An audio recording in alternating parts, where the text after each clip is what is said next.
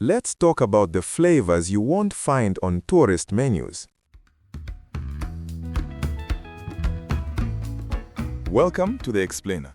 Today we're diving into Ifinkubala, a traditional Zambian dish that, believe me, is so much more than meets the eye. It's a story packed with secrets about nutrition, culture, and what it means to be sustainable. So let's just start with a big question.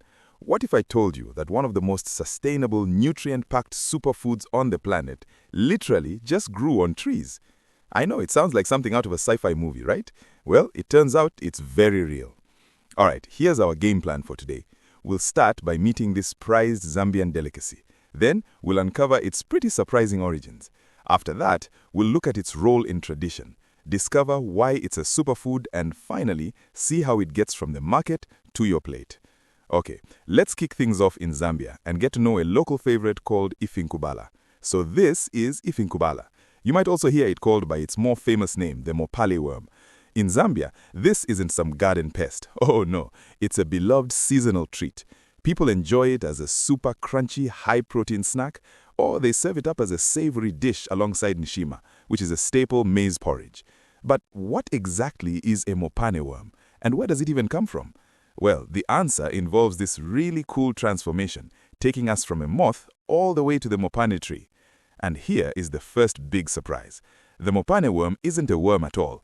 Get this, it's actually the caterpillar of this absolutely huge and beautiful moth, the emperor moth. And these caterpillars, they live and munch exclusively on the leaves of the Mopane tree, which of course is exactly how they got their name.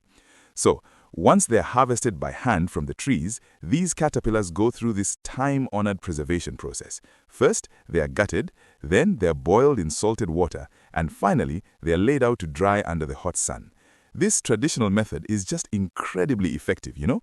It lets them be stored for months, making them perfect for selling at local markets. And that whole process really shows you that Ifinkubala is way more than just something to eat. It is woven deep into tradition, and it plays a huge role in the local culture and economy. The harvest happens during the rainy season, and it's a real community event. You'll see entire families out there, all working together to collect and prepare the caterpillars. And this isn't just about stocking the pantry, it's a vital source of income for many. And the best part? Because they thrive naturally on the trees, they're a truly sustainable resource. No extra land, no feed, no water needed. A huge contrast to traditional livestock. So, we know it's a big deal culturally, but what about its nutritional stats? Well, this is where the story gets really amazing. Because Ifinkubala isn't just a traditional food, it's a legit superfood. Okay, check this out.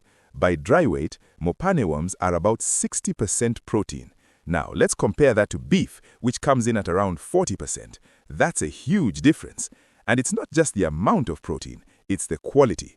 We're talking a complete protein with all 9 of the essential amino acids our bodies need to function. But hey, the protein is really just the beginning. The whole nutritional profile is incredibly well-rounded. It's also packing healthy fats and a really beneficial type of fiber called chitin. It's basically the complete package, and the benefits just keep coming. Mopane worms are absolutely loaded with essential minerals. I mean, we're talking high levels of iron, calcium, zinc, and magnesium. Plus, they're a great source of B vitamins, including the one that could be pretty hard to get, vitamin B12. So, what does all of that actually do for your body?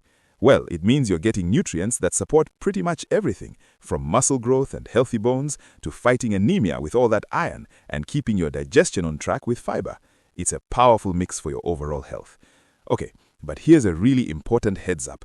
Insects and crustaceans, like shrimp, they share a common protein. So, what that means is if you have a shellfish allergy, there's a good chance you might also react to Mopane worms. It's definitely something you need to be aware of. Alright, we've covered the biology, the culture, and the nutrition. But the big question is, how does this superfood actually taste? Let's head to the kitchen and see how it's prepared from market stall to final meal. One of the most popular ways to cook them is also one of the simplest. It starts by rehydrating the dried worms in water to get them nice and tender.